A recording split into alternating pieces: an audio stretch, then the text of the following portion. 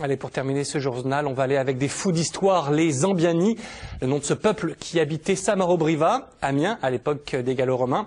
Cette association s'est spécialisée dans les reconstitutions historiques très précises et très scientifiques. Et aujourd'hui, ils ont lancé un projet d'envergure, la reconstitution d'un chaland gallo-romain. Voyage dans le temps, signé Christophe Lépine et Bruno Pilet. On fait une reconstitution archéologique, donc on fait pas. Ça peut vous paraître bizarre, mais si c'est avéré par l'archéologie, on le fait comme ça. C'est aussi le principe de ce qu'on fait ici. Ouais. Ils nous ont habitués aux défis un peu fous, et pourtant il s'agit encore une fois d'un travail très sérieux et très scientifique. Les Abevillois des Zambiani viennent ainsi de lancer le premier chantier d'insertion pour construire un chaland gallo-romain, un bateau transporteur de marchandises tel qu'il en existait dans la Somme à l'époque. Les Gaulois ont installé leur chantier à Pont-Rémy, en bordure de la vallée de la Somme, avec une embarcation à construire, mais aussi une halle à bateau, une maison de charpentier, un potager, tout dans les conditions qui devaient être celles de nos ancêtres. Comment on faisait, on n'en sait pas grand-chose finalement. C'est ça aussi l'intérêt de refaire ce genre d'expérience. On sait quel est le produit fini, et il faut y arriver avec les outils de l'époque, avec les moyens de l'époque. Donc on essaye de retrouver les techniques.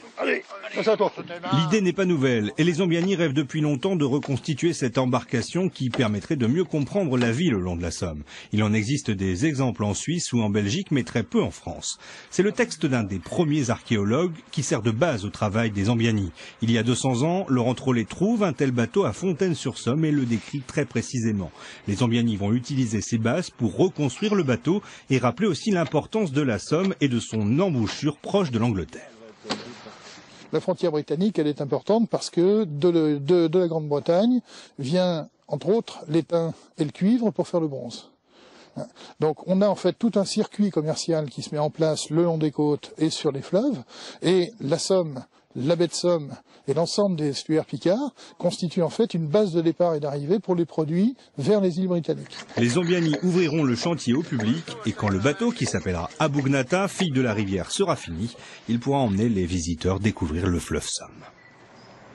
Et justement, en direct de Pont-Rémy dans la Somme, nous retrouvons Ludovic Moignier, vous êtes le directeur des Zambiani. Alors on le savait, grâce aux bandes dessinées, ils sont fous ces Gaulois, et vous aussi d'ailleurs un petit peu, non ? Oui, complètement. Nous sommes complètement fous. De toute manière, il faut un petit peu de folie pour se lancer dans ce genre de projet. Il est évident que tout le monde connaît la bande dessinée Astérix et Obélix, qui reste un ambassadeur formidable.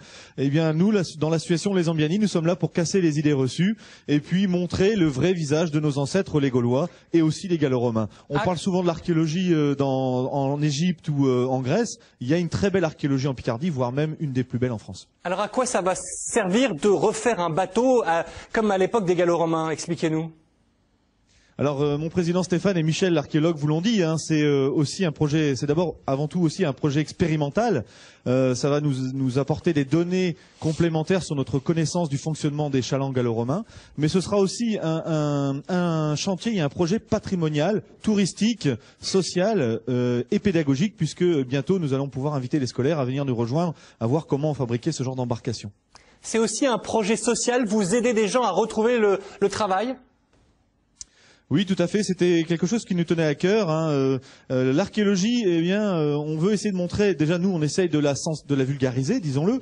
Et elle n'est pas réservée qu'à l'élite. C'est quelque chose qui est accessible à tout le monde. Dans l'association Les Zambiani, il y a toutes sortes de personnes. C'est une association loi 1901, donc c'est ouvert à toutes et à tous.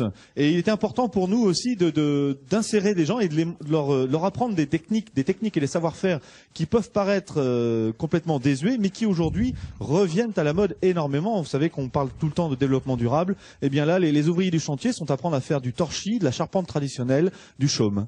Avec vous, l'histoire devient vivante, c'est ça qui est important? Oui, tout à fait. Vous savez, aujourd'hui, les musées français sont extraordinaires, mais il faut y aller. Les livres sont très complets, mais il faut les ouvrir. Avec les Zambiani, bien tout ça, nous l'amenons chez les gens, à la porte des écoles, dans les écoles. Bref, on met en scène cette archéologie. C'est un travail très pointu, puisque ça nous demande énormément de recherche. Mais mettre en scène cette archéologie, pour nous, déjà, c'est notre objet. Et je pense que vu les résultats que l'on peut avoir avec l'association et la notoriété notoriété qu'on a acquise ces dernières années, on sent que c'est une recette qui marche bien. Et en plus, ce bateau, il va naviguer, c'est parfait.